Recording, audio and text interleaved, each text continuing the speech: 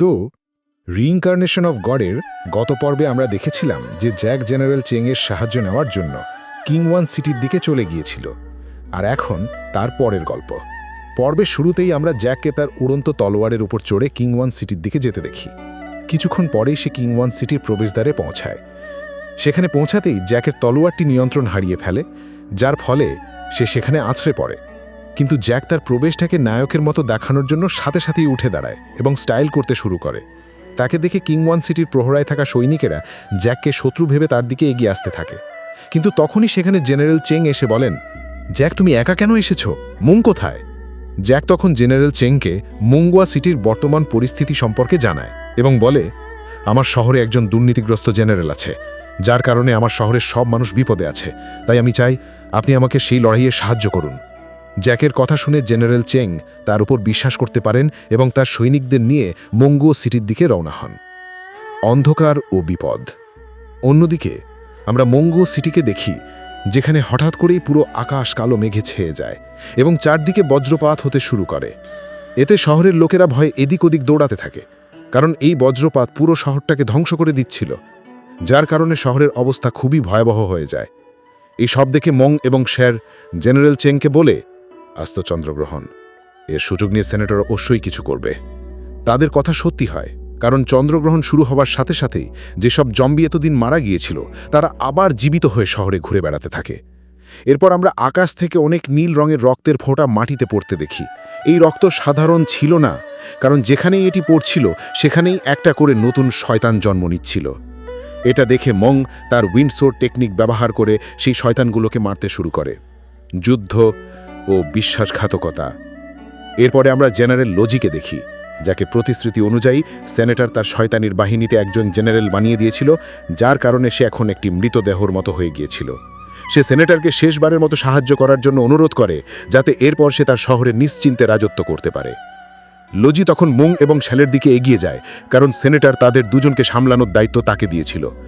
লজিকে আসতে দেখে শের তাকে এখানে থাকতে বলে এবং জম্বিদের সাথে লড়াই করতে বলে। শের নিজে লজির দিকে এগিয়ে যায়। সে যাওয়ার সাথে সাথেই সেখানে সেনেটর প্রবেশ করে। সে আসার সাথে সাথেই তার ছোট ছোট সৃষ্টি দিয়ে মুংয়ের উপর আক্রমণ করতে থাকে। মুং তার সোর্ড মাস্টারের দক্ষতা দেখিয়ে সেই সৃষ্টিগুলোকে মারতে থাকে। এদিকে শেরের পেছনে লজির সৃষ্টিরা লেগেছিল। শের তার ম্যাজিক্যাল থ্রেড ব্যবহার করে লজিকে আঘাত করে পেছনে সরিয়ে দেয়, কিন্তু সেই সৃষ্টিগুলো শেরকে ঘিরে ফেলে এবং একসাথে আক্রমণ করে। কিন্তু সেই সব সৃষ্টিকে আর কেউ নয়, জ্যাকই মেরে ফেলেছিল, যে সেখানে পৌঁছায়। জ্যাক আসার সাথে সাথেই তার স্পিরিট সোলকে সেনেটরকে দেখায়। এটা জ্যাকের পরিকল্পনা ছিল, যাতে মং কিছুটা সময় বিশ্রাম নিতে পারে। জ্যাকের এই পরিকল্পনা কাজ করে, কারণ সেনেটরের সমস্ত মনোযোগ এখন জ্যাকের উপর ছিল। সেনেটর জ্যাককে বলে, তুমি একজন সাধারণ মানুষ হয়ে আমার কী বা ক্ষতি করতে পারো? এই বলে সেনেটর তার কালো শক্তিগুলো প্রকাশ করতে থাকে। সেনেটরের শক্তির কারণে মৃত প্রহরীরা এবং জম্বিরা আবার জীবিত হয়ে জেনারেল চেংয়ের উপর আক্রমণ করতে থাকে। জেনারেল চেং কোনোভাবে তার তলোয়ার দিয়ে সেই জম্বিদের মারতে থাকেন এবং এখানে লজিকে শের তার ম্যাজিক্যাল থ্রেড দিয়ে ধরে রেখেছিল। সে তার বাঁধন থেকে মুক্ত হয়ে লজিকে আক্রমণ করার চেষ্টা করে, কিন্তু শের প্রতি আক্রমণ করে তাকে তার ম্যাজিক্যাল থ্রেড দিয়ে মেরে দূরে ছুঁড়ে ফেলে দেয়।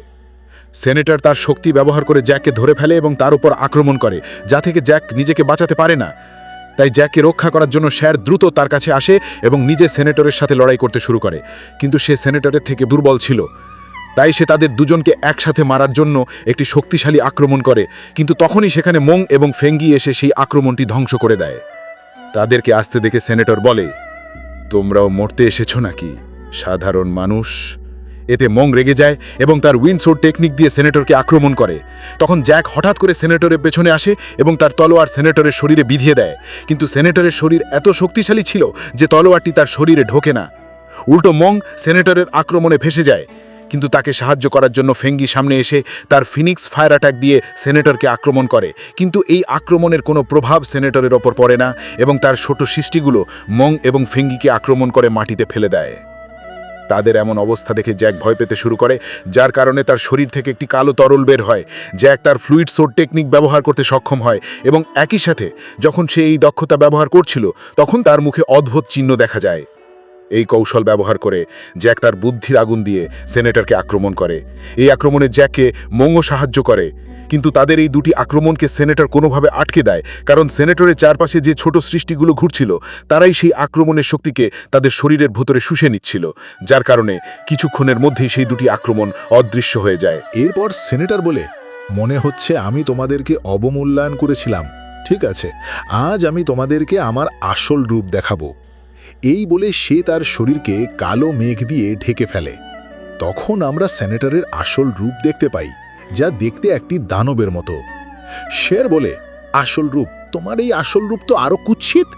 সেনেটর বলে, হ্যাঁ, কথাটা ঠিকই বলেছ, কিন্তু এক মিনিট, তুমি কি আমাকে অপমান করছো?